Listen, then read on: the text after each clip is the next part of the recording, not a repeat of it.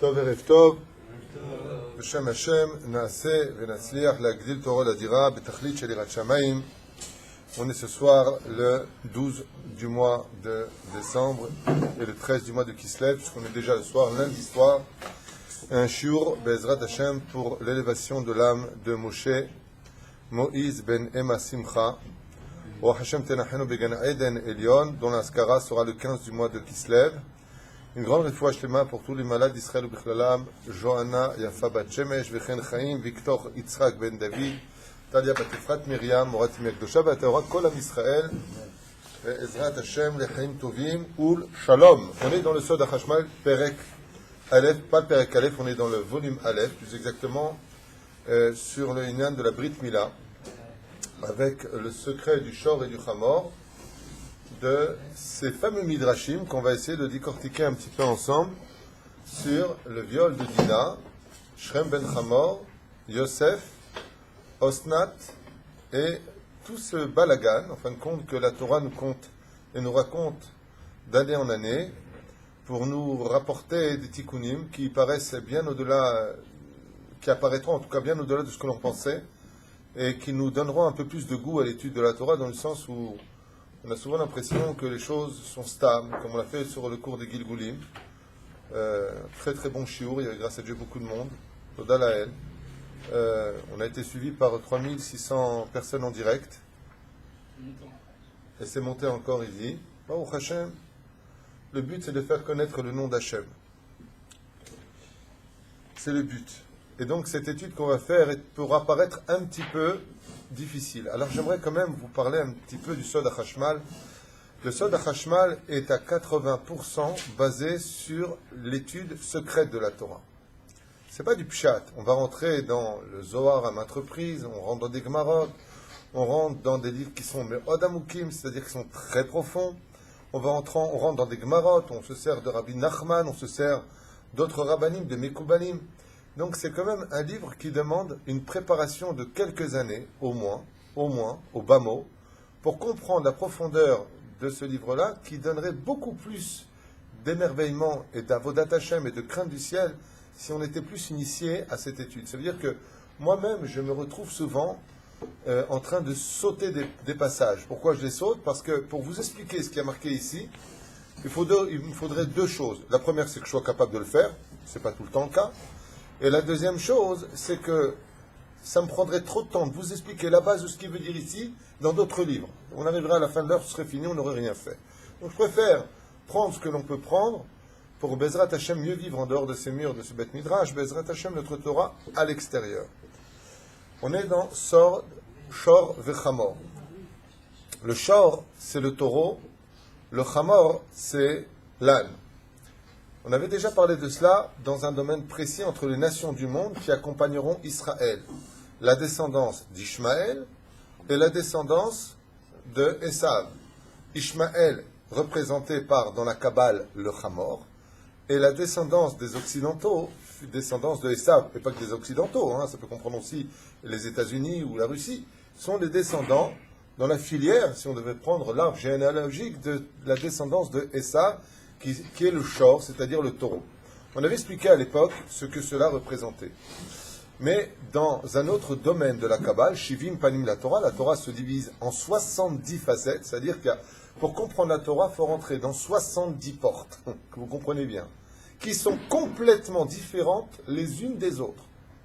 Quand tu rentres dans ces 70 portes, il existe 600 000 explications sur chaque lettre de la Torah.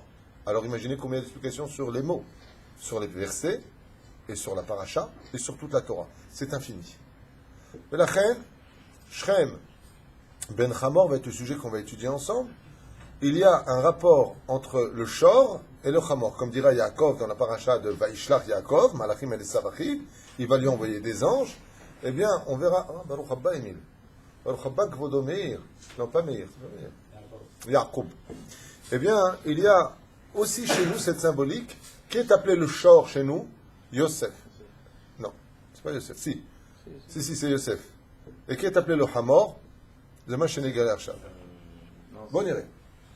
Le Harizal, donc on commence déjà avec le Harizal, nous dit Klipat Hamor ou Sod Orla Shalabrit. Quand on parle du Hamor, on parle de la Orla. Donc je vous explique qu'on va parler ce soir du secret de la Brit Mila, enfin pas de la Brit elle-même, mais de la Brit. Pourquoi il a mis sa Chotemet dans la Brit Mila? Sod Orla chez la Brit. Comment est-ce qu'on appelle la Brit dans la Torah? Hamor.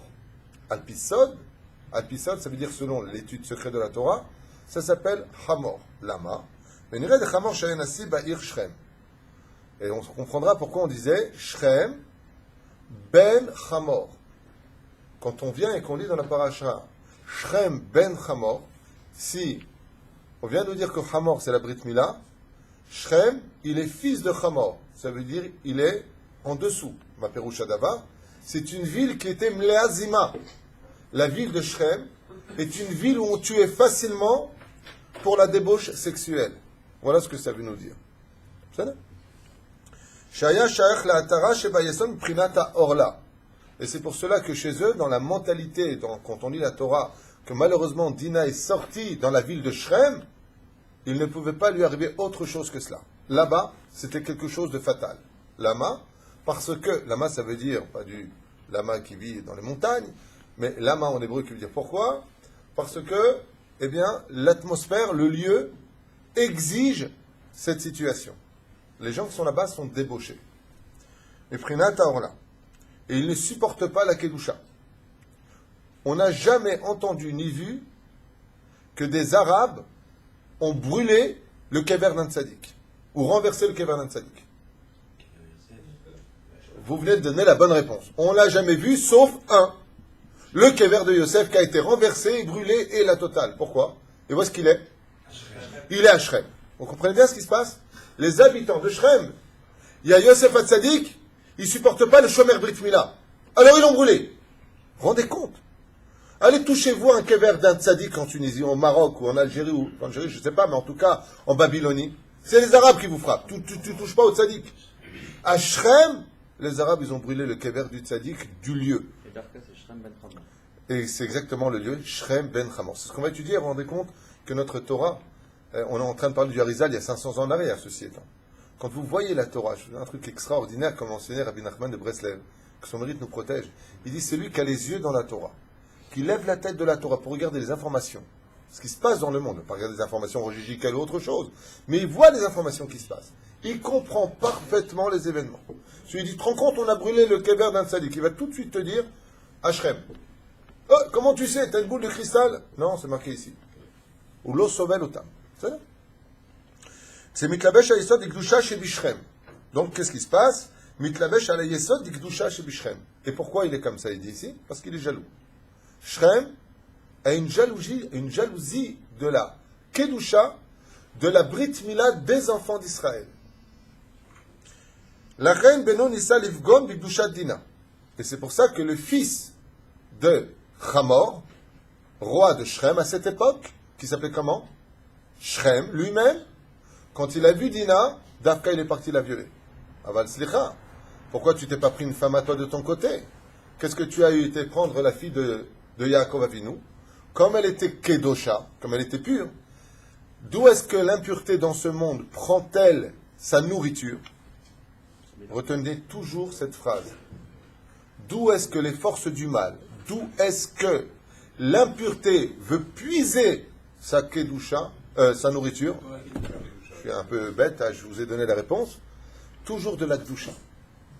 Là où vous voyez de la kedusha, vous voyez un tzaddik, vous pouvez être certain qu'autour, tu as tout ce qu'il y a de la mafia va vouloir le fréquenter, lui donner. C'est automatique, toutes les mouches se ramènent. Là où il y en a, pourquoi? Qui a kedusha, Atuma Menika, ça veut dire elle prend sa nourriture de la Kedusha. Vous avez parlé du visage de Sarah dans la chambre de on a parlé de beaucoup d'événements. Là, je voudrais rester concentré ici. Pourquoi Jacob il est parti à Shrem? Il est enterré à Shrem.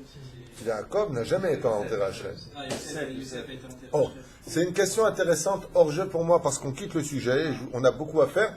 Mais je vais quand même te répondre parce que tu nous fais quand même l'honneur de ta présence parmi nous. Deuxième fois. C'est la deuxième fois en un an. À la reine. Non, je plaisante. Demet chez la Tova. Si tu es capable de répondre à la question que moi je vais te poser, tu auras la réponse à ta question, car tu sais qu'un juif répond toujours à une question par une question.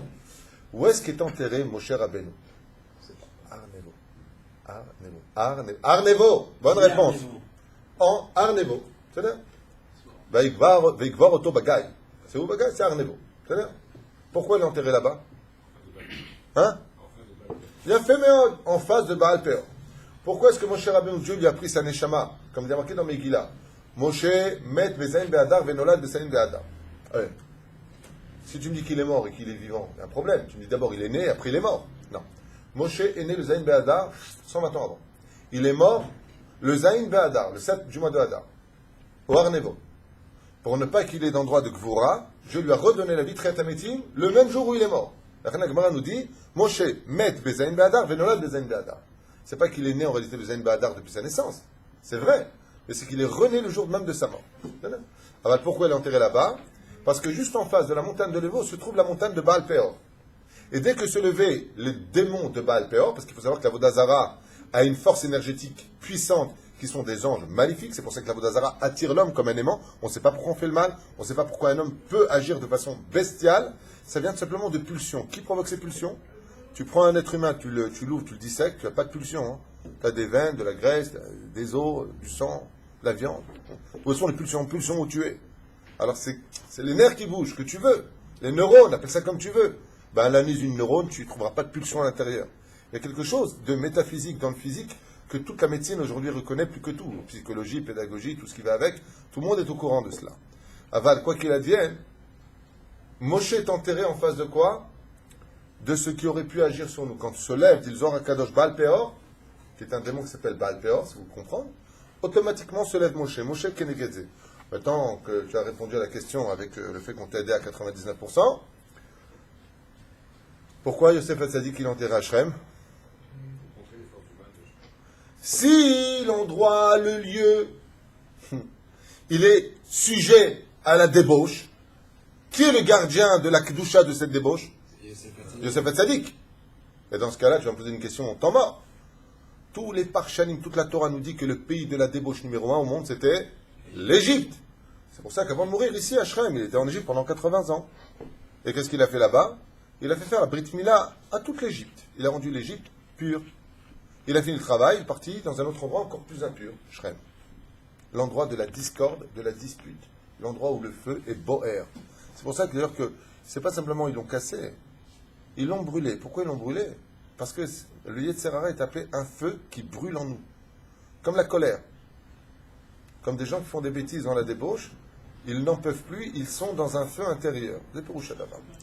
On va avancer.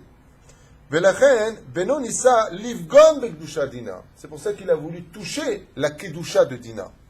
Car il faut savoir, et je m'adresse un petit peu à ceux qui n'ont pas compris la gravité, sans juger, de fréquenter des non-juifs. C'est pas que les non-juifs soient mieux ou moins bien que nous, c'est pas là qu'est la question. C'est que tout comme un tigre n'a pas à se marier avec une panthère, et pourtant ce sont les deux des félins, que chacun a sa famille, même s'ils sont de la même race, nous sommes tous humains, aval les tigres avec les tigresses, ça se dit? Ouais.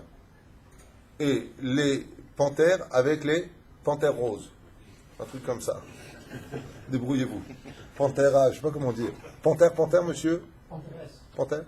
Non, panthère. Bon, lion et lion. Lion est un bon exemple.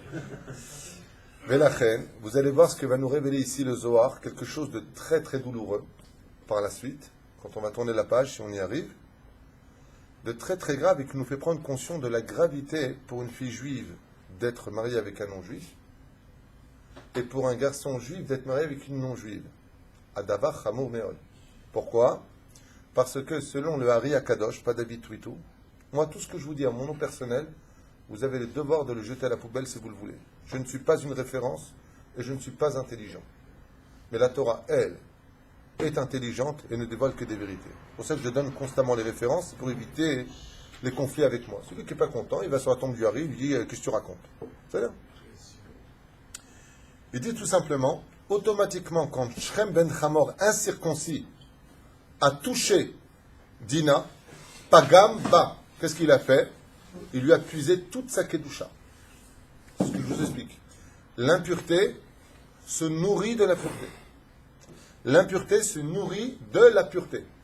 Quand un non-juif touche quelqu'un qui est juif, il lui happe toute la kedusha. Le chelek de sa neshama est tapé. Si chas v'shalom, cette personne meurt sans faire teshuva sur ce cas-là, sa neshama dans le ciel, on ne la reconnaît pas en tant que juif. Pourquoi? Parce que la kedusha de la neshama a été happée par le non-juif. C'est ça. Ce sont des choses qui sont bizarres, profondes. C'est comme si qu'il y aurait une énergie qui passerait d'un corps à l'autre corps. Ça, on peut le vivre sur le domaine physique. Quand on a froid, tu mets deux corps l'un vis-à-vis de l'autre. Si vous mettez des lumières qui ont été faites dans des laboratoires, c'est incroyable. Vous voyez de l'énergie qui sort du corps avec des infrarouges, ultraviolets, je ne sais pas comment on fait ça. C'est impressionnant à voir que chacun de nous avons une auréole et que ça dégage ma marge de la chaleur. De la même façon que ce côté physique est vérifiable, vis-à-vis de l'âme, c'est pour ça qu'une fois le Ré à Kadosh, il y a un homme qui lui a serré la main, qui venait de faire une débauche, entre guillemets. Qu'est-ce qu'a fait le Ré à Kadosh? Il est retourné tout de suite au Migvé. Pourtant, c'était quelqu'un de religieux, mais il a fait quelque chose de pas bécédaire. Il est retourné au Migvé. Pourquoi? Il a dit, avec le fait qu'il m'ait touché. Regardez comment, à notre niveau à nous, tu peux me toucher quand tu veux, hein. Je ne suis pas mieux que personne. Quand tu t'appelles le Hari Akadosh, pour être capable d'étudier ce que lui il a étudié, il doit être complètement pur. Même le contact physique est très compliqué. Comme Baba Eleazar, pour ceux qui ont eu le mérite d'aller le voir, comme ça a été mon cas, j'ai eu le mérite de voir son visage. C'est quelqu'un qui voulait tellement rester Kadosh que personne ne pouvait le toucher. Il rentrait chez lui par un tunnel en dessous la terre, comme Antonin. Et quel est le moyen le plus radical, dit le Hari Akadosh, pour toucher la Gdusha du juif? Derech Habrit Mila, derech pas Brit Mila chez eux, par le fait d'être ensemble, dans le lit. C'est directement happer la neshama de l'autre. Velachen, c'est machua ça. Ou bnei Israël, il chemu bo al yede mizvat Mila. Et c'est pour ça, qu'est-ce qu'ils ont fait les enfants d'Israël? Regardez comme notre Torah elle est belle. Shimon et Lévi, qui avaient 12 et 13 ans à peu près, quand ils ont réuni les frères pour se battre contre les habitants de Shrem, où ils mettront en pièces 24 000 hommes, ouais, qu'est-ce qu'ils ont d'abord demandé comme condition? Tous, faites la Brit Mila. Et pourquoi?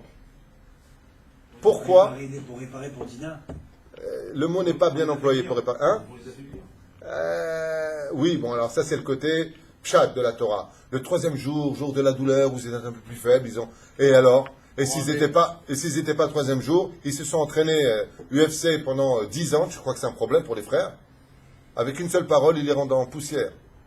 On ne parle pas de gens comme nous, on parle de gens qui sont tellement kadosh. Comme a dit Rabbi Akiva, en un seul mot, je peux détruire Rome, en prononçant le nom d'Hachem. Après, tu crois pas, c'est ton domaine. Je te parle au niveau de... Mais pourquoi ils ont demandé la Brit Mila? Si vous voulez épouser notre sœur, faites la Brit Mila. Ils attendent qu'ils aient la Brit Mila pour les mettre en pièces. Et pourquoi? Réponse. Ça veut dire quoi le tikkun de Dina? Qu'elle récupère l'âme qu'elle a perdue, la neshama qu'elle a perdue. C'est presque ça. C'est presque ça. Pour enlever la chikrachara qui était en eux. Oh! Zachuba. Sauf. Étant donné qu'ils ont happé la Kedusha de Dina, le fait de faire la Brit Mila, c'est de revomir la Kedusha. Ça veut dire que maintenant que vous avez fait la Brit Mila, vous avez fait le tikkun et pour vous, et pour Dina. Velachen, Dina peut récupérer ses forces. C'est un tikkun de la Brit Mila. Donc d'abord, avant de vous tuer, on va se calmer. Refaites la Brit Mila maintenant. Faites la Brit Mila. Pourquoi ils demandent à toute la ville et non pas seulement au... Parce qu'ils ont tous participé. Qu'est-ce qui s'est passé? Ils ont vu la nudité de Dina. Pourquoi est-ce qu'ils sont morts? Quoi, un mec qui viole et les autres ils meurent? Pourquoi tu poses pas la question comme on l'a dit dans les Gilgulim, dans le cours d'hier? Pourquoi sont morts 24 000 hommes de la tribu de Shimon dans la parasha de Balak à la fin? Dans la Torah. Parce qu'ils ont vu. Celui qui voit et qui dit rien est comme si qu'il l'a fait dans la Torah. Shtika Keodaya. C'est un klal. En français, ça existe aussi. Aux États-Unis, ça s'appelle non-assistant en personne en danger. Tu vois un viol, tu n'interviens pas, tu es considéré toi-même comme étant quelqu'un de coupable. Dans la Torah, c'est le principe même. Celui qui voit quelque chose, vélo, attention, je ne parle pas de mec qui n'est pas Shomer Shabbat, tu dis, hey, Toi, t'es pas Shomer Shabbat. C'est pas le but. Le but, c'est de ramener la Torah avec le sourire, avec la compréhension, avec la patience. Aval, dans le cas échéant, non seulement ils n'ont rien dit, Aval nehenu. Mazé nehenu, je fais une parenthèse. Il ne faut pas me poser de questions parce qu'après, j'avance pas dans l'étude. Vous avez remarqué que la fête de Purim est basée sur une avéra extrêmement grave. C'est qu'ils ont consommé de la Seouda d'Achashverosh dans Purim. Dans la Gemara, dans la Megillah, c'est marqué Kinehenu. Mazé nehenu. Ils ont kiffé, ils ont tiré profit. Quand tu tires profit de quelqu'un qui est impur, la Kabbale t'enseigne que la Touma qui est en lui, de son impureté, a le droit de venir sur toi. Ce qui fait qu'au début, quand ils sont arrivés, ils sont tous arrivés comme des tzadikim chez Achashverosh. Ils ont mangé strictement kasher. Ils ont bu du vin kasher. Mais étant donné qu'ils ont mangé de quelqu'un qui avait la Hara, qui était Ra Miprinataïn, comme Achashverosh, ils ont pris de la Touma d'Achashverosh et ils ont après mangé Taref et bu du vin Nesser et fait des bêtises avec les Goyotes. Zéperouch Adaba. C'est pour ça qu'à Pi Halacha, des fois tu dis des choses, mais ils sont fous. Tu vas à un mariage de Christian avec qui tu travailles. D'accord? Il fait son mariage. Bon, le mec il se marie, Christian se marie avec Christine. Ah, ils sont bien. Tu vas à la salle des fêtes. Celle-là, de canard, je sais pas quoi. Ok? Très bien. Salle des fêtes. Non, c'est pas une blague. C'est pas une blague. Ils vont à la salle des fêtes. Nous, on allait à Lorée du Bois à Paris, ou je sais pas où, et eux, ils vont à la salle des fêtes. C'est pas une blague. C'est pas une blague. Moi, yesh. Bekitzour Velaïnian. On te dit maintenant, on va t'apporter un plateau kasher qui est venu d'où? De la maison du Rav Ovadia Yosef. Ad Kedekar. Tu sais quoi? C'est le fané. Moutar ou Assour. Alacha. Tu vas à un mariage participer. On t'amène un plateau scellé dans un coffre-fort, glad kasher. Tu te mets à table avec tes amis non juifs et on te demande de manger ton plat. Les filles alacha, c'est strictement Assour. Pourquoi? Parce qu'on peut croire qu'ils ne mangent pas quatre Non.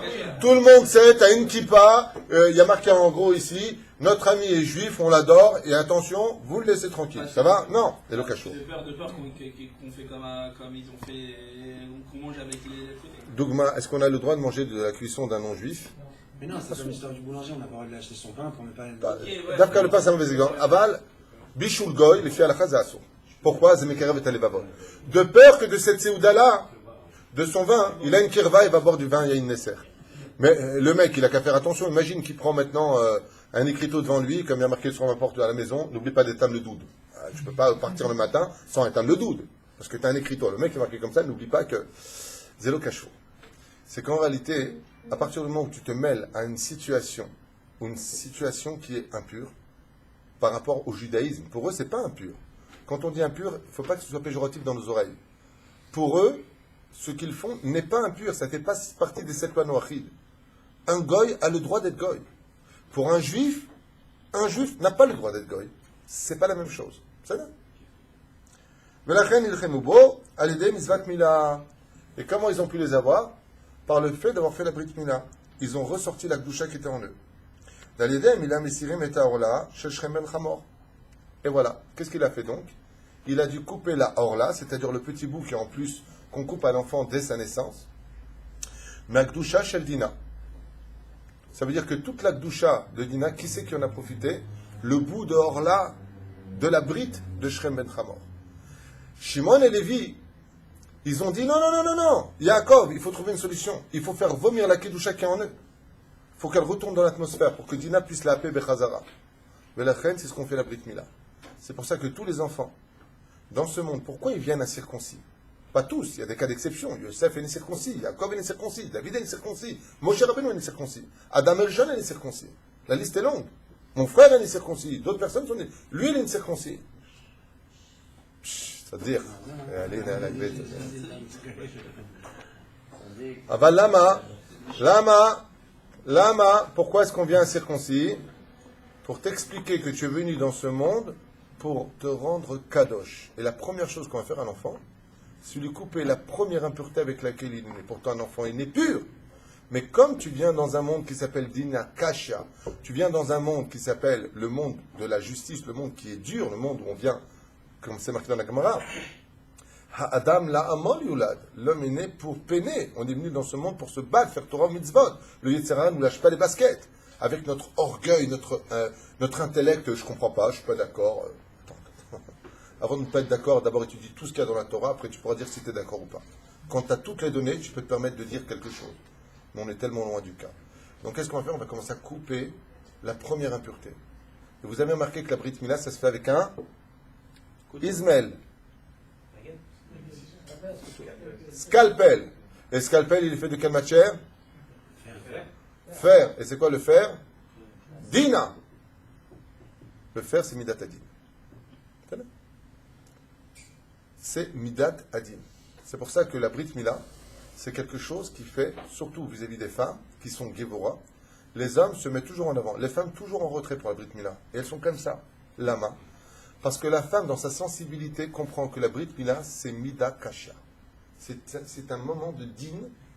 Et pour vous donner un exemple, quel est le prophète qui représente le din absolu de tous les juifs d'Israël? Eliyahu. Il ne supporte pas les fautes.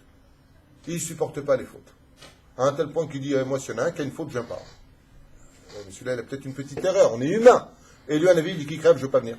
Je lui dis, alors, pour Eliyahu, je pardonne tous ceux qui ont la Brit Mila, je pardonne toutes ses fautes. Pour monsieur Eliyahu Zachor Tov. Oh! Quel jour Eliyahu il vient chez vous? Le jour de la Brit Mila. Vous vous rendez compte à quel point la Brit Mila c'est Midat Adin? Puisque le symbole de Midat Adin c'est Eliyahu Zachor Tov. C'est Pinchas qui a quelqu'un une faute avec une goya. Nous, faites chouva. Non, je ne peux pas supporter la faute, il le tue. C'est Midat Adin. לא נוכל לעשות דבר הזה לתת את אחותנו לאיש אשר לא אור לה שכם בן חמור הוא מבחינת האור לה. C'est pour ça que Shrem ben Hamor, à lui tout seul, il représentait l'impureté absolue du corps juif qu'on appelle la orla. La orla, c'est le petit bout qu'on coupe au bout de la brite. C'est-à-dire on coupe, on retourne, c'est la brite. Ce morceau-là est le morceau le plus impur, c'est aussi impur que la nida d'une femme, sachez-le. C'est aussi impur que la nida d'une femme. Les Arabes, dans certaines régions, ont une coutume, et pas que les Arabes, dans des tribus aussi, sans perdre de temps, ils ont l'habitude aussi de couper. Ils ne font pas comme nous, ils ne retournent pas. Eux, ils coupent simplement, y compris les Arabes. Ils coupent simplement. Nous, on coupe, on fait la péria, et on retourne. C'est le tikkun du fruit, de l'arbre de la connaissance du bien et du mal. Elle a coupé le fruit, elle l'a ouvert et l'a consommé. Quand Adam n'a pas voulu le faire, elle lui a donné son jus. C'est exactement ce que fait le Moël. Il vient, il coupe le fruit, c'est ça dont on parle à l'Pikabala.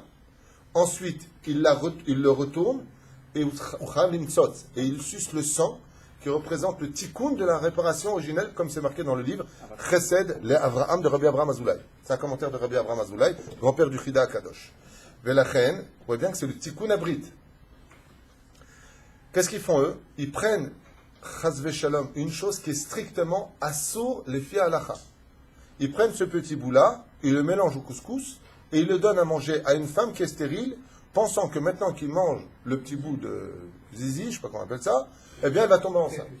Prépuce, bonne réponse, ils pensent qu'elle va tomber enceinte. Malheureusement, certaines femmes juives, sfarades, qui ont un peu petite assimilation, on peut dire, sans juger, eh bien, sont tombés dans le piège et puis ont mis en pratique cette coutume. C'est une coutume qui est diabolique et strictement interdite. Et sachez une chose, celui qui touche à ce genre de choses, c'est comme s'il avait un démon lui-même, puisque toute la Touma est en lui. La reine, les filles à halacha, la plus grande mitzvah de la Brit Mila, quitte à vous en rendre les oreilles complètement affolées, la plus grande mitzvah de la Brit, vous savez c'est quoi? C'est d'enterrer le prépuce. Ce que personne ne comprend. Brit Mila, on prend le petit bout. Pas du tout. Qui a dit ça? De qui est-ce qu'on apprend ça? Vous savez de qui on apprend ça? De l'homme le plus impur de la Brit Mila. Qui est celui qui est le symbole de l'impureté absolue du prépuce? Non, Chazve Shalom. Tu veux jeûner ou... Non, pire que Yesab. Bilam. Bilam, il allait coucher avec son ânesse. Il mettait son prépuce, mamash, dans le cil de la Touma. Donc, dans quoi? Dans son chamor. Vous allez comprendre pourquoi il est avec son chamor par la suite. Parce que le chamor représente le summum de l'impureté. C'est pour ça qu'il vient du mot yaïn. Enfin, on va rentrer dans le texte par la suite. Zemeod, meod amok. Je vous préviens de maintenant, c'est très profond comme sujet. Et qu'est-ce qu'il a dit, Bilam Aracha? Mi Yachol, comment c'est marqué là-bas? Mi ispor afar Israël. Comment c'est marqué là-bas? Mi ispor afar Israël. Qui peut compter la poussière d'Israël? Rachid dit de quelle poussière il parle? Il parle de la poussière qui a enterré les prépuces du peuple juif. Mimana afar Yaakov. Voilà exactement le verset, c'est vient de me revenir. Mimana afar Yaakov. Qui peut compter la poussière d'Israël? Les Chachamim, ils disent, Bilam, quand il a vu la Brit Mila, il ne s'est pas étonné de ça, mais quand il a vu qu'on enterrait la Orla, qu'on remettait la Orla dans le monde de la terre, parce que la terre est le seul élément sur terre, qui, quoi que tu fasses de lui, que tu le brûles, que tu le mettes dans l'eau, que tu le mettes dans l'espace, il est éternel, c'est la terre. La terre ne disparaît jamais. Elle se déplace, elle devient poussière, mais elle est là. Son contenu est là, il a changé de forme, mais il est là. Okay? Et qu'est-ce qu'on fait? On le transforme, parce que tout ce qui rentre dans la terre finit par devenir, tôt ou tard, terre. C'est là. C'est Moël qui a la responsabilité d'enterrer le prépuce. La mitzvah, est-ce que c'est le Moël qui a le Moël peut le faire, mais moi, par exemple, je ne l'ai jamais laissé, genre, tu me donnes ma mitzvah, tu me donnes le prépuce de mon fils, il faut faire très attention de ne pas être suivi. Mamash, tu creuses, tu le mets au fond, tu fais les shem, mitzvah, je viens faire la mitzvah d'enterrer le prépuce sans que personne ne le voit. Pourquoi? Parce que chas v'shalom lo alenu velo alechem, une personne qui vient derrière le récupérer peut faire des choses après avec. Des choses sorcellerie. Zelotov. Tout comme des choses qui sont très très positives, comme le placenta. Un enfant qui a le bonheur de naître dans le placenta, il descend avec son placenta, sa poche dans laquelle il a grandi. Toute sa vie, tout ce qu'il touchera, ce sera de l'or. Il est bar mazal depuis sa naissance. Et si tu sais quoi faire du placenta, comme faisaient les grands Mekoubalim, comme Rabbi Moshe Ederi, ils le faisaient sécher, ils le polissaient, et ils écrivaient dessus des schémas. Celui qui possédait ça, il devenait millionnaire dans l'année. Il y a des secrets d'études kabbalistiques, chacun, à l'époque du Rav Kadouri, il est grand de la Torah, nous aujourd'hui. Il y a une question qui est posée. Il y a Mina qui parlait d'enterrer le prépuce à côté d'un kever d'un tzaddik. Kever d'un tzaddik ou des yeshivot. Ken, ça peut le faire.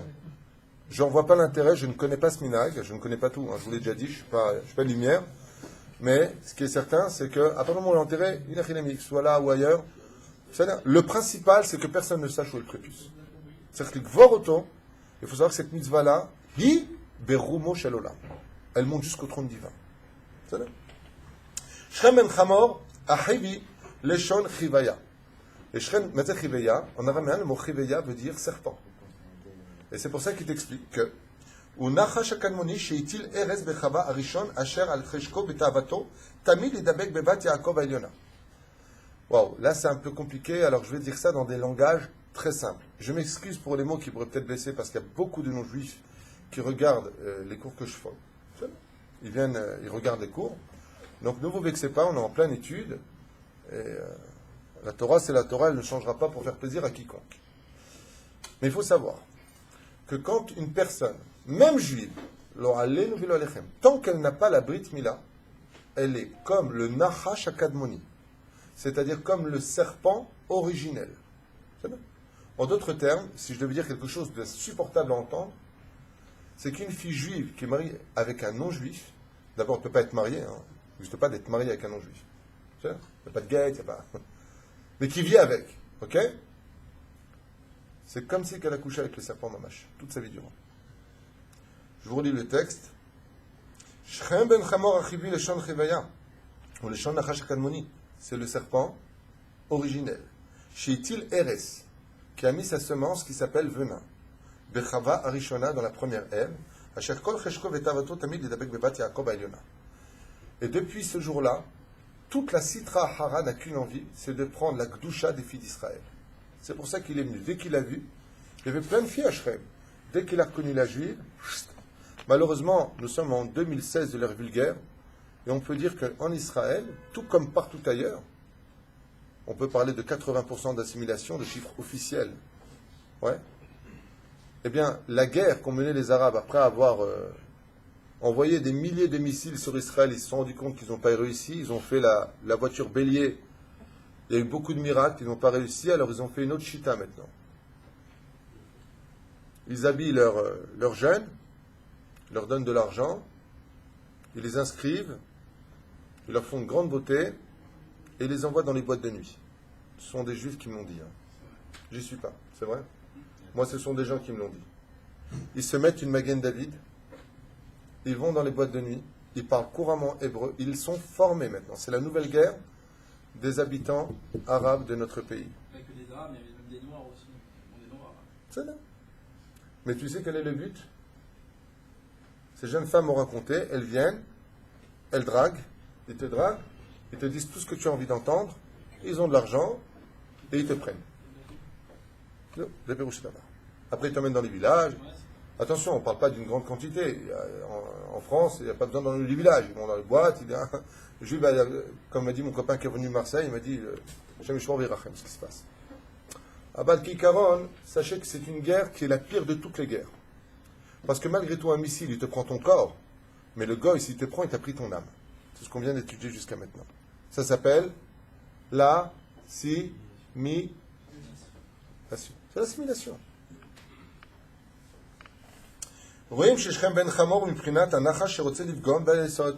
Et donc, toute la paracha qui est basée sur Shem ben Chamor, c'est la recherche de celui qui veut absolument détruire la racine du peuple juif qui est sa Brit Mila.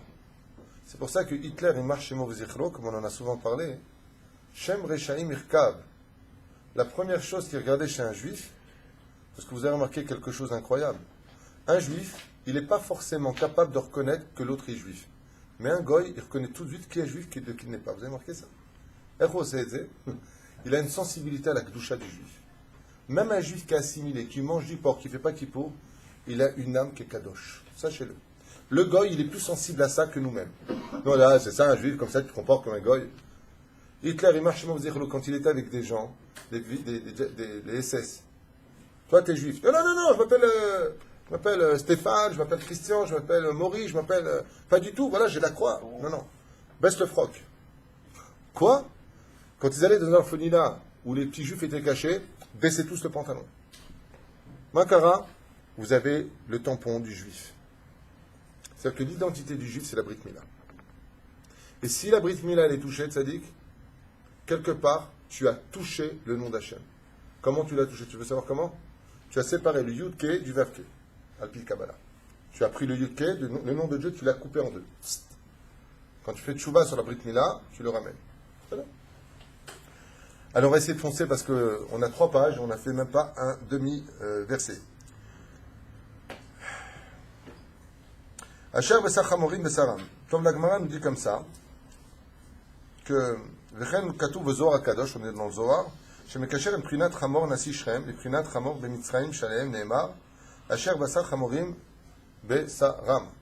C'est pour ça que bon, le Chamor, l'âne représente le cheval, comme le Chamor représente le symbole de la sexualité dans la Kabbale. Et c'est pour ça qu'ils sont comparés constamment l'un avec l'autre. C'est la seule différence entre le Chamor et le cheval, c'est que le Chamor représente la débauche dans l'humilité, c'est pour ça que Shrem ben Chamor, ils ont accepté de faire la Brit Mila, tandis qu'en Égypte, c'est le cheval. Sous, Paro, Berichbo, Parashat Bayam. Là-bas, les Chamorim, en Égypte, n'étaient pas le symbole. Le symbole, c'est les chevaux, qui représentent, eux, par contre, dans le domaine de la Kabbale, l'absolu Znout. Hein?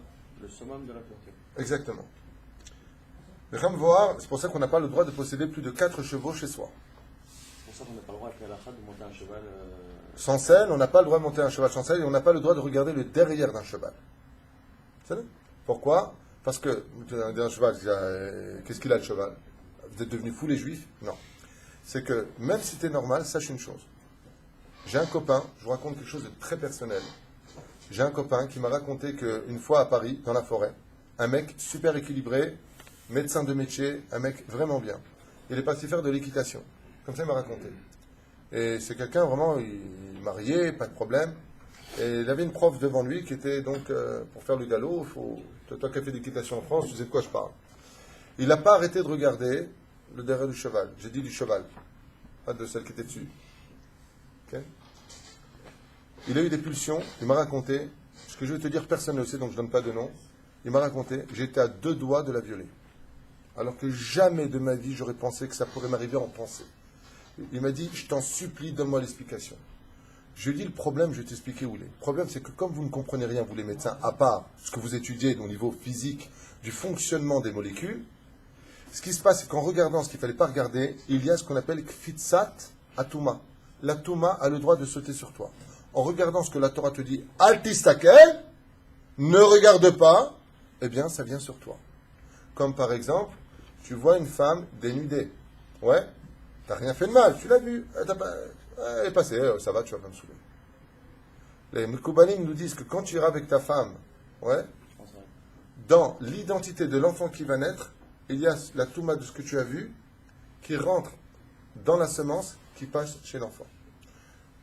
Où est-ce qu'on a pris ça? Cette semaine, à Paracha qu'on a lu. Comment s'appelle Réhouven? Ben Temura. Pourquoi Réhouven, il a fauté?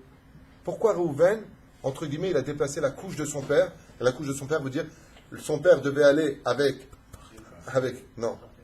Rachel était morte, plus. Hein? Voilà. Donc il a déplacé la couche de son père. Tous ces événements, vous croyez quoi? La couche de son père veut dire action de Kedusha entre l'homme et la femme. Qu'est-ce qu'il a fait Réhouven? Il a déplacé. Le Zohar pose une question, ainsi que la Gemara. Mais comment Réhouven a pu faire une chose pareille? Parce qu'en lui, il y avait une tache noire. Qui lui a mis cette tache noire? Son propre père. Comment? Yaakov, il a fauté? Oui. Mais il n'a pas fait exprès. Pourquoi? Parce que quand il était, le soir de son mariage avec Léa, dans sa tête, il était avec qui? Avec Rachel. Tmoura veut dire qu'en réalité, Réhouven est le fils de la pensée d'une autre femme, mais physiquement de sa mère. Un truc de fou. C'est Gemara, hein, c'est pas moi. La Gemara te dit, c'est Nikra Ben Tmoura. C'est-à-dire que tu penses à la voisine, tu vas avec ta femme, l'enfant au niveau de l'âme, il vient de la voisine. Oh, mais tu plaisantes ou quoi? Physiquement, c'est le mien, c'est le sien. Il dit non, faites très attention. C'est pour ça que la Torah est tellement marmira. Faites attention à vos portables, faites attention à la télévision, faites attention, Lama, faites attention à vos yeux. Faites attention à vos yeux. Et c'est ce qu'il dit, Shrem Ben Hamor. Il dit, mais je l'ai vu, je l'ai désiré. Il dit, pourquoi tu l'as regardé? Je ne parle pas des imbéciles que quand il y a une femme, ils font ça si je ne regarde pas. Je ne parle pas de ces gens malades de la tête. Sois normal, enfin, tourne la tête, laissez-vous gentiment. Pas obligé de... Surtout vous les jeunes. Hein, Eric? Hein? Qu'est-ce qu'il dit? Réhouven est le premier juif de l'histoire réellement à avoir fait Teshuvah, mamash, d'une faute commise alors qu'il était tzaddik avant. Comme Abraham qui était au Vedabod Hazara, il a fait Teshuvah.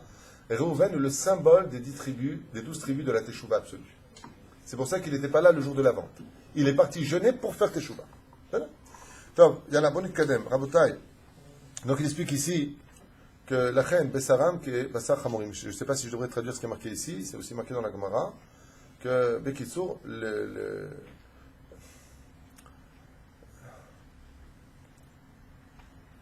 les nations du monde sont comparées, mamash, au Hamorim. Dans le sens, au niveau Bassar. Saram, que Bassar Hamorim. C'est vrai que ça fait un peu, on critique, on machin, ah ben, on est dans l'étude, mais à kol divrei Elokim chaim à kol emet. Imprinat atara shebasod eklipa. Donc, yalla. Rechem asum midrash, c'est marqué dans le midrash Tanchuma, parachat de Lech Lecha, la page Kaf, il y a marqué comme ça.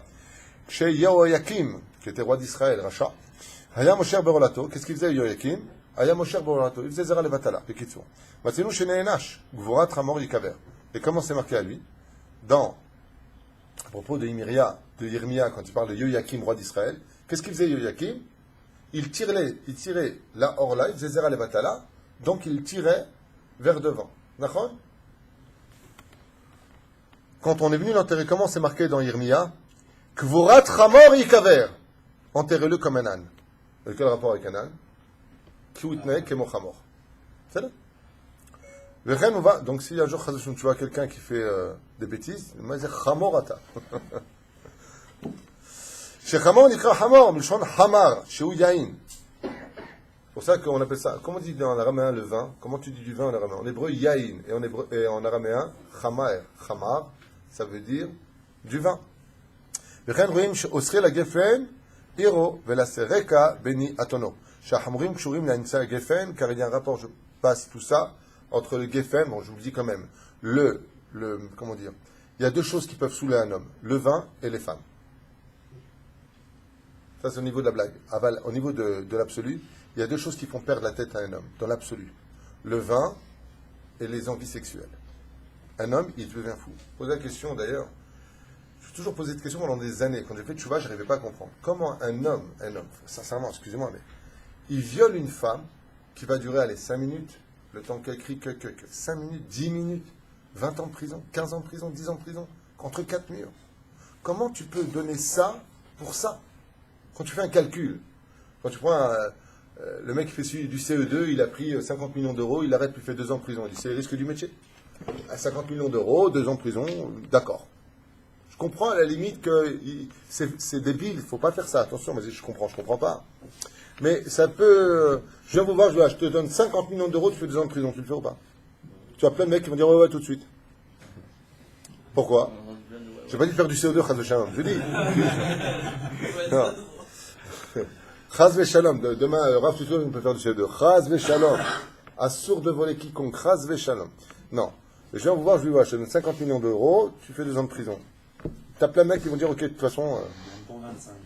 Même 25 millions d'euros, il a dit, il fait 2 ans de prison, tu vois. Mais pour 5 minutes, pour faire du mal à une fille, tu prends 15 ans de prison. Azov le côté immoral d'avoir fait du mal à quelqu'un qui est impardonnable. Je parle pas de ça. Je parle du violeur. Punaise, mais tu réfléchis pas. Est-ce que, comme on dit, ça en vaut la chandelle Est-ce que le jeu pour toi en vaut la chandelle? Vous comprenez ce que je veux dire? C'est incomparable. Le mec, il est 10 ans en prison, ce que c'est. Déjà, quand tu attends le médecin dans la pièce d'attente, là, pendant 10 minutes, 1 heure, 2 heures, tu es comme un fou. Le mec, il est 10 ans en prison entre 4 murs. Pourquoi? C'est pas compréhensible. Vous savez pourquoi? J'ai commencé à étudier la Torah, j'ai commencé à comprendre. Parce que la débauche sexuelle te rend fou et te fait oublier les conséquences à payer de cela. Tu es comme robotisé. Comme le chamor. Le chamor, tu lui mets une carotte et il avance. De la même façon est le cerveau humain. Dès qu'il y a une débauche sexuelle, une envie qui monte, qui est prenante, automatiquement, tu es mitkadem que mon chamor. Vezeye kashemeod. Qu'est-ce qu'on fait pour réparer ça, dit Rabbi Nachman? Viens vite chez ton rave, où le tzaddik du dor, il va regarder son visage. Parce que la doucha de la lumière du tzaddik te retire la touma qui est rentrée dans tes yeux. Ze kenegeze barach. Un homme qui n'a pas de rave ne peut aucunement s'en sortir dans ce monde. C'est pour ça que le Masechet Avot nous dit assez les harav. Tu es obligé d'avoir un rave. Pas un rave âgé, ni un rave amant, ni un rave joli, un vrai rave. C'est là.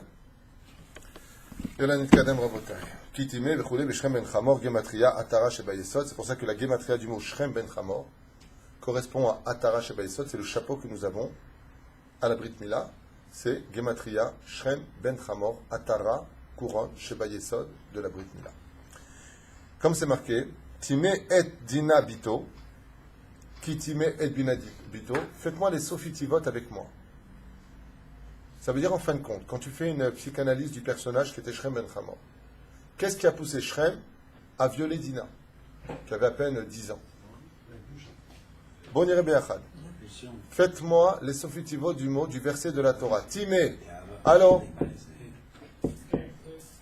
Aleph, Et, Tav, Dina, He, Bito, Vav, Otiot, Ta'ava. C'est quoi Ta'ava? C'est les envies. J'ai envie.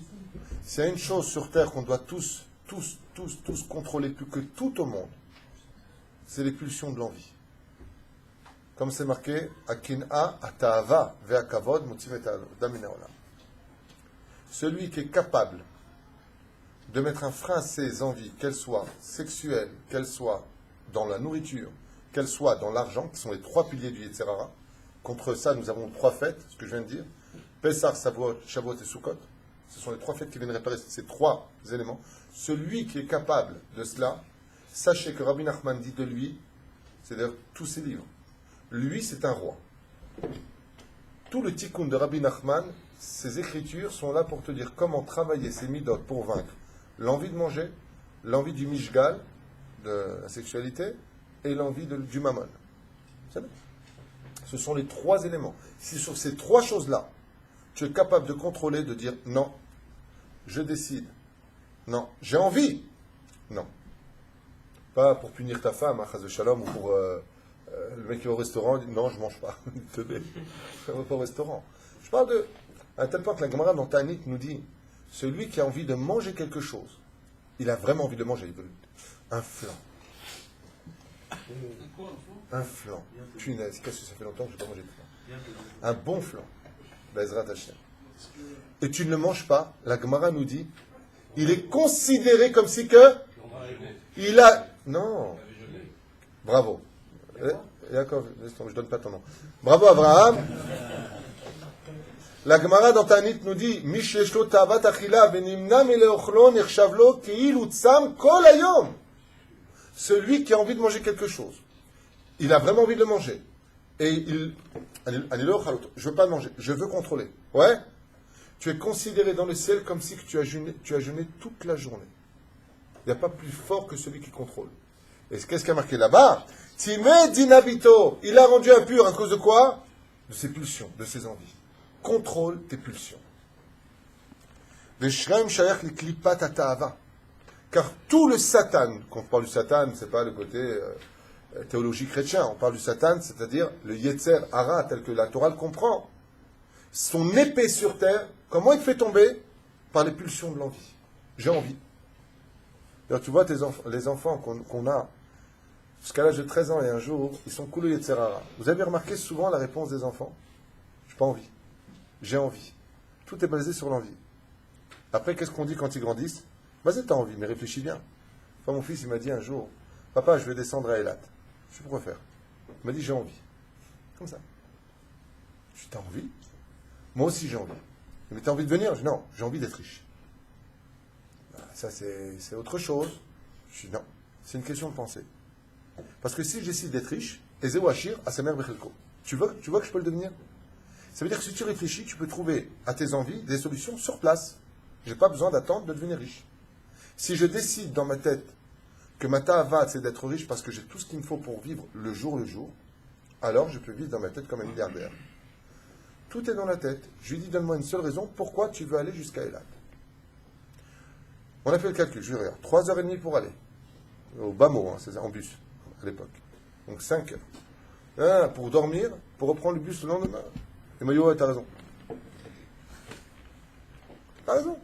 Non, tu vas voir dans le cas échéant sa grand-mère, la Kacha. Tu fais un Shabbat, tu chantes des chants, reviens un peu. Je comprends. Enfin, j'ai envie. Les gens, à Paris, quand j'étais jeune, je ne sais pas si vous vous rappelez de cette époque, enfin, vous n'êtes pas tellement vieux, mais on était comme ça quand on était jeune, et puis on avait envie d'un coup d'aller... Deauville. Ouais, partez à Deauville. Deauville. Il y a même des gens qui m'ont raconté, ils étaient à Paris, après quelques boîtes de nuit, tiens, on va en Hollande. Pas Hollande, Amsterdam. Moi, ça s'est fumé. Hein. Mais peu importe. Ah bah Tarchov. Les risques de la route, il fait nuit, tu reviens le lendemain, t'es fatigué. L'ODA, Tarchov. Toute la Torah elle est basée sur l'Aïdbonenu, Tarchov. Moi, je t'ai rappelé des bons souvenirs ou quoi? Le mec, il s'est transformé en Bob Marley depuis tout à l'heure. Il est en train de kiffer. Amsterdam, ouais, le juin. Voilà. Bon, arrête, on ne dira pas comment. Il est en train de kiffer sa race, lui. וכן שכם בן חמור שכב אותה דינה והרדה והרתה וילדה את אסנת. Et de cette union-là, qu'est-ce qu'il a fait? Donc on voit ici qu'il a violé 2 fois. Est-ce qu'on sait qu'il a violé 2 fois? Parce qu'une fille vierge, en aucun cas, ne peut tomber enceinte de sa première union, c'est Bilti Efshari. Il est marqué ici, Ve'itavra be'osnat. Elle est tombée enceinte de Osnat. Mashma Mikal, et c'est ce que dit le Midrash, il l'a violée, il l'a séquestrée, et il l'a reviolée. Et il l'a reviolée, et il l'a reviolée. Ken? Kedarka ve'shelo kedarka katuv. Dans le Midrashim. Mamash. Écoutez bien la suite. Ve'aita yalda osnat. Et donc est né de cette union Osnat. Pourquoi on appelle Asnat? Asnat, ça veut dire quoi ça? Hein? Non, pas du tout. Ça vient du mot Sin'a, qui veut dire celle qui a été haïe. Ça vient du mot Sne. Et ça vient du mot surtout Asson, qui veut dire catastrophique. Catastrophe. Elle est née d'une catastrophe. Mais ça veut dire aussi autre chose qu'on va étudier dans le texte. Regardez. Vambroum Israël et Orga. Et qu'est-ce qu'ils ont fait, les 12 tribus? Ils ont voulu tuer Shrem ben Hamor, tout le monde, et y compris Asnat. Les frères ont voulu tuer Asnat. Donc leur nièce. Pourtant, elle est juive, fille de Dina. Pourquoi ils ont voulu la tuer? Parce que malgré tout, elle est venue d'un goy. Et donc la Touma était en elle. Regardez la suite du texte, c'est impressionnant. Yomru kol haaretz sheyesh bet znut be'oel Yaakov. C'est un truc de fou ce qu'on dit. Les frères, ils ont dit, Akezona, ta'asem et achotenu, tu vas faire de notre sœur une zona maintenant parce qu'elle a couché avec un non-juif, chas v'shalom. Et tu veux dire que notre nièce, regardez de quoi on parle, les frères, les 12 tribus, disent à Yaakov dans le texte, mais chas v'shalom, on a une nièce qui vient d'un non-juif avec un juif, vous êtes devenu fou. Aujourd'hui, c'est quelque chose de complètement... c'est celui qui ne l'accepte pas, lui, il est fou. C'est vrai. Même si aujourd'hui, au niveau politique et philosophique, mieux vaut rapprocher nos juifs assimilés que de les critiquer. Mais regardez la Gdoucha de l'époque. Ça me rappelle, je ne sais pas si vous avez connu à l'époque, mais une fille qui sortait en jupe courte, c'était impensable. C'est impensable. À l'époque de Grease, elle sortait en robe et dehors, elle changeait les habits. Mais c'était impensable. Une speakerine qui se présentait avec un décolleté, elle était virée. Je parlais. À minuit, toutes les télévisions s'arrêtaient. Je ne sais pas si vous avez connu cette époque. L'avortement aussi. Hein? L'avortement. Avortement interdit. Il y avait une morale. Aujourd'hui, l'immoralité est devenue morale. Et celui qui est moral, on a envie de lui dire, mais vous êtes complètement malade. Vous êtes un fou.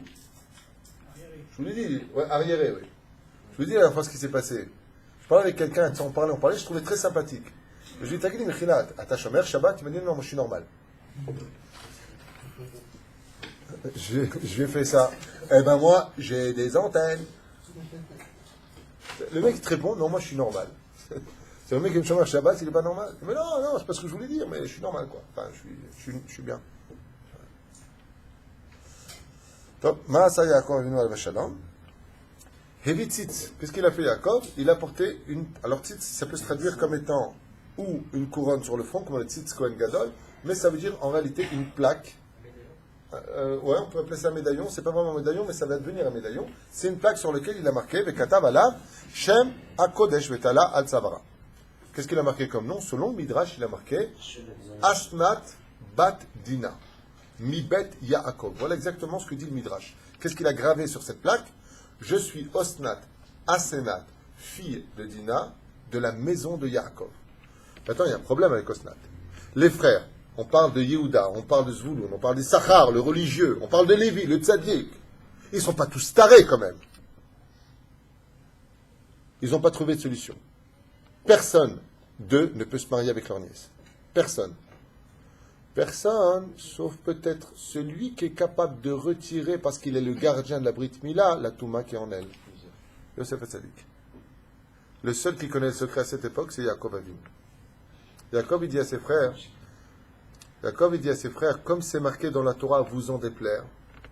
Mais il y a marqué, quand quelqu'un était rachat dans le camp d'Israël, ça veut dire qu'il faut le faire aujourd'hui. Aujourd'hui, mazé rachat, mazé tzadik. C'est pas le chapeau qui fait toi un tzadik non plus. Faut pas confondre les époques, faut pas comprendre ce que nous vivons. Mais dans la Torah, à l'époque de Moshe Rabbeinu, dès que quelqu'un était impur ou quoi que ce soit, même Myriam, elle sortait du camp. Vous le sortirez du camp. Quand Tselophrad, Miskin Tselophrad, avec ses 5 filles, il a ramassé du bois, qu'est-ce qu'a fait Moshe Rabbeinu? Il a mis à mort. Ils l'ont mis à mort parce que le mec, il ramasse du bois Shabbat. Mais vous êtes fous, les religieux, ou quoi? Pourquoi ils font ça? Dans le texte de la Torah, c'est pas Moshe qui les met à mort.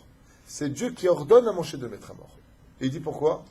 Il dit parce que ça devient un mauvais exemple pour les autres. Gardez la Gdoucha qui est en vous. Parce que si vous commencez à devenir trop large et vous ouvrez les barrières de la halakha, vous allez très très vite tomber. Et tout deviendra naturel. Et adrab les pogroms, et adrab le balagan, et adrab le machin, le bidil, le chouette. Donc, il y a toujours une solution à tout dans le judaïsme. Baruch Hashem. On me demande est-ce qu'on peut appeler notre fille Osnat. C'est pas Assour, c'est un nom juif. C'est pas top. C'est pas top, mais il faudra regarder dans. Je ne vais pas m'arrêter maintenant pour expliquer les caractéristiques du mot Osnat. La racine étymologique du mot Osnat, ce serait un long sujet. Quel on peut. Tu sais, Naama, c'était la femme de Noach. Mais Naama, c'est la deuxième reine des démons dans le ciel. Il y a 5 reines des démons, et c'est la deuxième. Alors, tu appelles ta fille Naama, pour qui? Pour la grande tzadékette de la descendance de Shed qui a épousé... c'était la descendance Naama de Caïn, autant pour moi. Mais c'était une grande tzadékette. C'est la femme de... Oui, mais elle était descendante de Caïn dans la filière. Okay? Naama, ça vient du mot Neima. Mais dans la Kabbale, Naama, c'est un nom de Azachem. Inachinami. Ce qui compte, plus que le nom sur terre, c'est l'éducation que tu donnes à tes enfants. Tu appelles ton fils Avraham, l'homme du Chesed, tu donnes une éducation ratée, ça deviendra Avraham le rachat. Il ne faut pas non plus devenir fou avec les noms. Keikaron, Adif Limnoa. Appelle-le Richard, Prosper, Fortuné, je sais pas, un truc qui. Un truc juif. Tov, yallah, tfadal. V'tala tzavar v'shalcha v'alchala.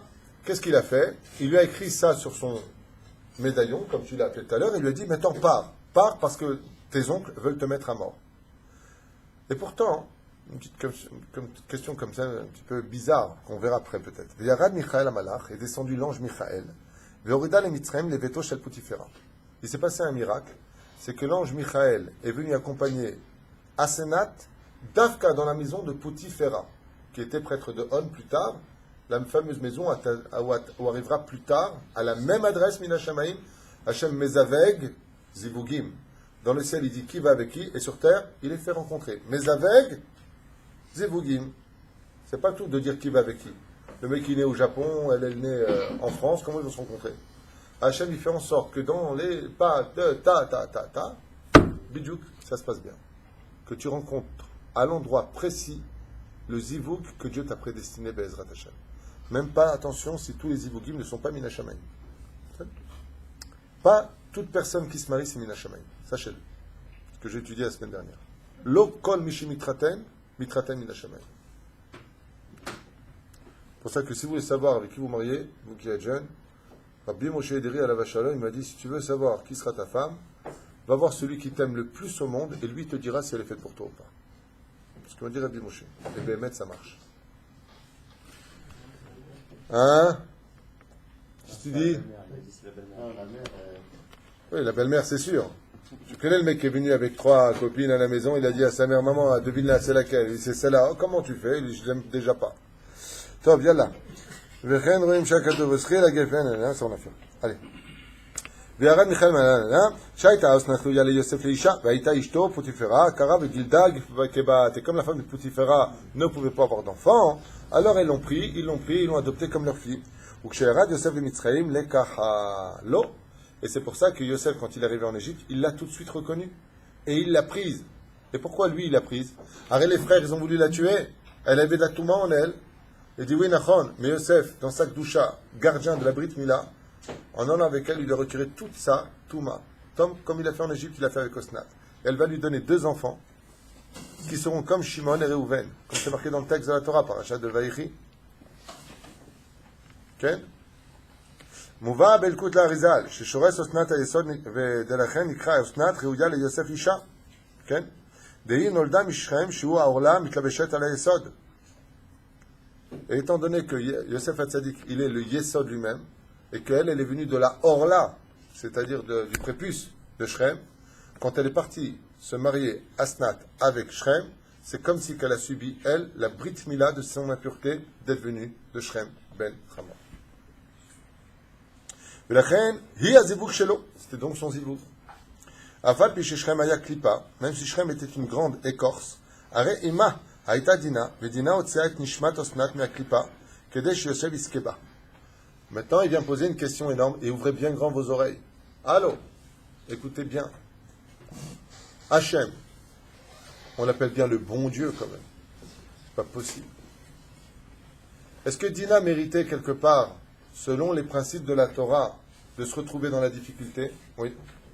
Gvod bat melech pinima. Qu'est-ce que tu fais dehors en train d'aller voir comment sont les nations du monde? Bechu kotel motelechu. Écoutez bien ce que nous livre maintenant le Harizal. Il dit qu'en réalité, Dieu, il surfe sur les erreurs que l'homme fait avec son libre arbitre pour se servir de ses plans à lui et récupérer ce dont il a besoin pour les réparations du monde qui nous dépassent complètement au niveau humain. On ne peut pas comprendre Hachem, sachez-le. Mais qu'est-ce qu'il vient de nous dévoiler? Il dit qu'en réalité, écoutez bien, le Nahash HaKadmon, l'origine du serpent, quand il est parti avec Ève, mère de toutes les âmes juives, ouais, il a mis en elle de la touma qu'on appellera la nida chez la femme, qui sont les lettres du mot dina, mais de l'autre côté, il a pris la gdusha de Ève. Et étant donné que Shrem ben Hamor avait en lui la Touma du Nachash, se cachait chez Shrem ben Hamor, nous dit le Hari, la Gdusha de Ève qui était en lui. Donc il fallait bien récupérer cette étincelle. Ce qui fait que quand Shrem ben Hamor, à maintes reprises quand il est parti avec elle, il devait jeter sa semence. Il devait la sortir. Jusqu'au moment où la semence, où se cachait la Gdusha de Ève, se trouvait dans le spermatozoïde de Shrem ben Hamor. C'est à ce moment-là que Dieu a envoyé l'ovule chez Dina, qui est tombée enceinte et qui a donné Osnat. Et c'est pour ça qu'elle a été capable de mettre dans son union les deux enfants les plus symboliques et les plus grands du judaïsme.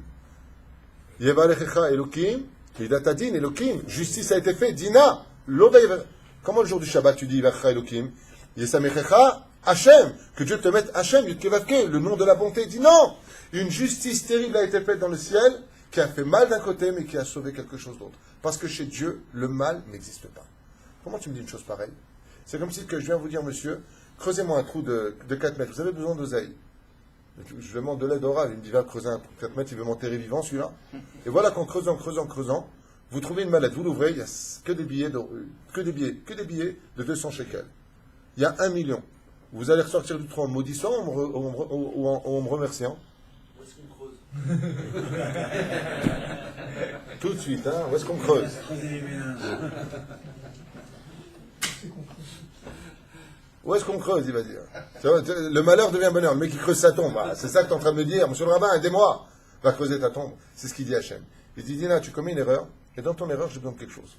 Alors, puisque tu veux y aller, tu veux être le volontaire. Tu veux y aller de toi-même. Vas-y, j'ai besoin de récupérer quelque chose. Yesamechecha Elohim, qui est Ephraim et Menashe. Qui sont Ephraim et Menashe? Les fils de Osnat. D'où est-ce qu'ils viennent? Du Nitzot Kadosh qu'a pris le Nachash en lui. Comme vous verrez par exemple les moustiques, qu'est-ce qu'ils font?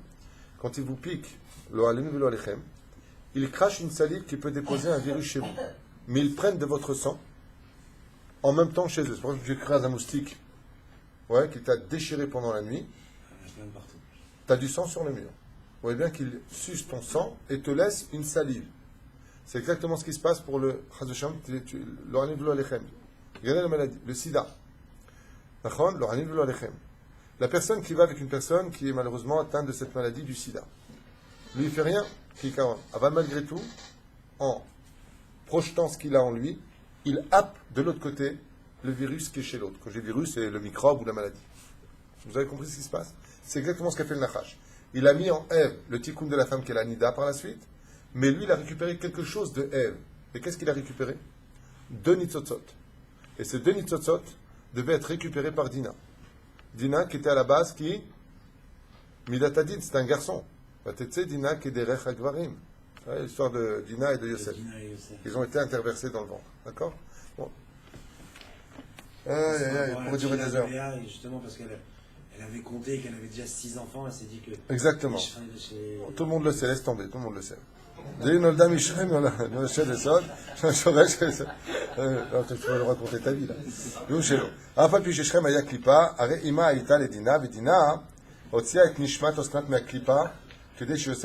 Donc Dina, qu'est-ce qu'elle a fait en réalité? Elle a récupéré dans la klipa la kedusha qui se trouvait chez lui. Qui dit et pour cela il fallait que Rachel et Dina ensemble, qui représentent dans la Kabbale, c'est ce qu'on appelle la Shrina d'en haut et la Shechina d'en bas. Rachel est en haut, Léa est en bas. D'accord? Ou si vous préférez, dans un langage plus simple, Yudke Vavke, il fallait que les deux ensemble se réunissent pour récupérer la Kdusha qui était dans le serpent à travers Shem ben Hamor. Comment est-ce que Léa et Rachel ont-elles travaillé? Qui a mis au monde Yosef? Qui a mis au monde Dina? Léa. Les deux ensemble, en enfantant leurs 2 enfants, ont pu récupérer quelque chose d'inouï sans lequel l'histoire n'aurait pas pu continuer. On n'aurait pas été 12 tribus. Parce que 2 sauteront dans les 12 tribus. Yosef saute, Lévi saute, n'a pas de territoire, et ce seront Binyamin et Ménaché qui prendront leur place. Ephraim, pardon, autant pour moi, Ephraim et Ménaché, qui sont 2 frères symboliques dans le judaïsme. Et pourquoi? Parce que eux, ils sont venus de la Sitra d'Ekdusha, de la matrice. Et quand ils sont venus de la matrice de Ève, il faut comprendre une chose, c'est qu'ils sont venus du domaine de la fabrication, pas de la jalousie. Les autres, ils avaient de la jalousie contre Yosef. Mais Ephraim et Ménaché n'ont jamais été jaloux l'un de l'autre. Ils ont toujours été fiers l'un de l'autre. Un était à l'armée, Ménaché, général en chef de l'armée. Ephraim Bachou Yeshiva. Quand Ménaché partait en guerre, il disait à Ephraim, prie pour moi, étudie pour moi la Torah. Et quand il parlait de son frère qui était à l'armée, il dit, Baruch Hashem, mon frère, quel grand soldat en Israël. Et c'est tous les vendredis soirs qu'on fait ça. Yesa Mechecha. Pourquoi il n'y a pas marqué Yevarechecha? Parce qu'on ne veut pas que tu sois béni, on veut que tu le portes dans ton cœur. Yesa Mechecha. La cime, mets sur ton cœur cet amour de la construction et de l'âme qui va avec. L'étude de la Torah avec la construction d'un pays. Yesa Mechecha Elokim qu'Ephraim veke Ménaché. Venu de Rachel et de Léa. Utchilat Aïta Dina Etzel Rachel Yosef וכולי וכולי. On va s'arrêter là pour aujourd'hui. Talé Osnat Shem HaKodesh Tzavara. Pourquoi il dit Dafka au niveau du cou? Et Prinat Samel et Chut Ekdusha. Ou Michael Oridota le Bet Tutifera. Bat Tutifera. Gematria Chashmal. Pour enlever toute énergie. Vetetze Dina Gematria. Maintenant vous avez compris toute l'histoire. Quand il y a marqué Vatetze Dina et sorti Dina, la Gematria c'est Mashar Ben Yosef. Oui, Vedina, quand tu écortiques les lettres, ça fait Dalet, Yud, Nun, He. Dalet, ça s'écrit Dalet, Lamet, Tav, Yud, Yud, Vav, Yud, Dalet, Nun, Nun, Vav, Nun, He. Et Alev, Gematria, Masher Ben Yosef. Shrem Ben Chamor, Gematria, Hamelech HaMasher Ben Yosef. Vechoulé, vechoulé. Vous voyez que toute l'histoire, en fin de compte, c'était pour faire venir le Netzot du Masher Ben Yosef. Et comme le dit la Gemara dans Masechet, justement, Sanhedrin, En Ben David Ba, Bezrat Hashem, jusqu'à ce que on aura fait le tikkun de la pensée pour réparer Sfirat Abrit. Il faut absolument qu'on fasse Teshuvah sur la Brit Mila pour que Bezrat Hashem, le din Akasha, c'est-à-dire la justice divine, ne s'abatte pas sur nous. Et qui est l'exemple de cela? Qui a vécu dans le pays le plus débauché de l'histoire? Yosef Hatzadik a mis ses deux fils qui sont restés tous les deux Kadosh, Ephraim et Menaché, comme vous pourrez le constater dans la bénédiction de Yaakov Avinu Parashat de Vayechi, qui va les bénir. Et pourquoi il va les bénir? Pourquoi il va les bénir plus que les autres ennemis? Parce qu'ils sont restés kadosh dans l'endroit le plus tamé de l'histoire. Et le fait qu'ils se soient protégés, ils sont dignes d'être ce que vous venez d'entendre. C'est pour ça que le tikkun, c'est d'être capable de ressortir de Esav toute la Kedusha. Yoshua bin Nun, Yoshua, si vous regardez bien, ce sont les lettres du mot Esav Yud Ke. Yoshua, qui fera rentrer les enfants d'Israël en Eretz Israël, c'est les lettres du mot Esav Yud Ke. Il a été capable de prendre la force des saves, qui est la fabrication de ce monde, et de fabriquer la Torah. Je finirai juste avec un chidouche pour la paracha de la semaine, si vous le voulez bien. On se pose souvent la question en disant, dans la paracha de Vaishlach, Yaakov Malachim Elechav Achiv, il a envoyé des anges. Rashi Akadosh nous dit, ça c'est après, c'est pas ce que je veux dire. Im Lavan Garti. Juste finir avec un Moussar Escal avant de vous quitter, pour qu'on se rende compte de la valeur de notre Torah. Bezrat Hashem, qu'on y arrive. Moi le premier. Il lui dit, Im Lavan Garti.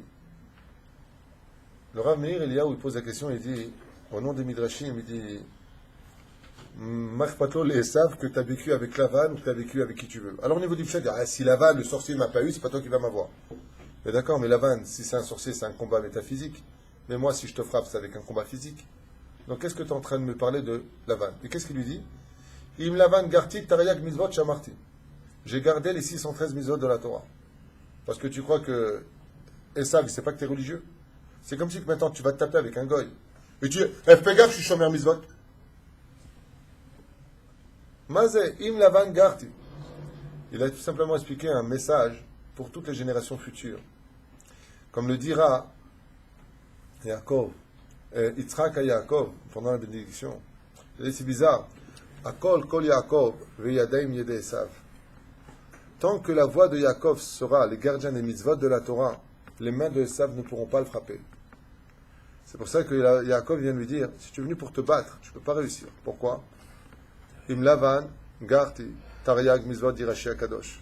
J'ai quand même pratiqué dans le summum de l'impureté, dans le summum de l'assimilation, dans le summum de la ta'ava, de la kin'a, de la sorcellerie. J'ai quand même été gardien des mitzvot. Je n'ai pas été dépouillé de cette arme qui nous protège.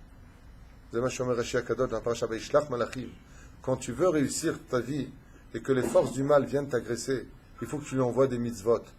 Vaishlach malachim mamash, comme il a dit tout à l'heure Reuven. Mazé vaishlach malachim mamash, même shin. Comme on l'a déjà dit dans un shiur basé sur le livre Imrechen. C'est marqué là-bas. Malachim mamash. Alors, je pose la question, il dit, Mazé malachim mamash. Tu crois qu'il a envoyé des œufs de Pâques? Vas-y, il a envoyé des vrais anges. Malachim mamash, mi mitzvot she'asa. Il lui a dit, Mlavan Garti, tu peux rien me faire. Pourquoi? Parce que chez les Juifs, ce qui le protège plus que tout au monde, c'est les anges qui ont été créés par ces mitzvot. Malachim mamash. Mamash, même shin. Mi mitzvot she'asa. C'est les initiales notarikon. Il lui a envoyé les anges venus de la création de ces mitzvot. Et quand tu es capable d'envoyer des anges, création de tes mitzvot, alors Bazrat Hashem, le srout que tu as te protégera de tout dégât. La reine Shiniske, la vin et la skill, de comprendre combien notre Torah est grande et combien on a intérêt à étudier la Torah, à garder les mitzvot de la Torah, parce que vous le vouliez ou pas, quand viendra le jour du départ de chacun de nous, c'est la seule chose qui nous défendra. L'homme et la vin Adam, beyom pitirato. Personne n'a vu un coffre-fort accompagné à mort. Il y a uniquement ce que tu entendras. Qu'est-ce qu'il a fait de sa vie? Comment il a dirigé? Aidez-moi. Diriger son monde. Masita. Echasita. Niske bezrat Hashem la da'at v'lichiyot et toratenu הקדושה והטהורה. ברוך אדוני לעולם אמן ואמן. רבי חנניה בן הקשיא אומר, רצה הקדוש ברוך הוא לזכות את ישראל